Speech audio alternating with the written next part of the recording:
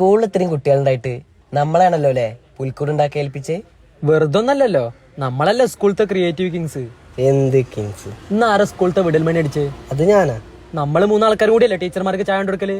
ആ, bench disco നമ്മളെന്നെ. ഡാ ബോർഡ് മായ്പറ് മായച്ചുണ്ടാക്കിയ തയമ്പാണിത്. ശരിയല്ലേ, നമ്മളെ സ്കൂളിൽ വിശ്വാസമുള്ളൂ. ക്ലാസ്സിൽ കയറിയിട്ടില്ലെങ്കിലും ഏൽപ്പിച്ച പണി കൃത്യമായിട്ട് ചെയ്യും. നയിച്ചുണ്ടാക്കിയ പദവിയാണ് ക്രിയേറ്റീവ് കിങ്സ്. ക്രിസ്മസിന് നമ്മൾ 3 പുൽക്കൂട് ഉണ്ടാക്കി കൊടുക്കും. ആവേശം കുറക്ക്.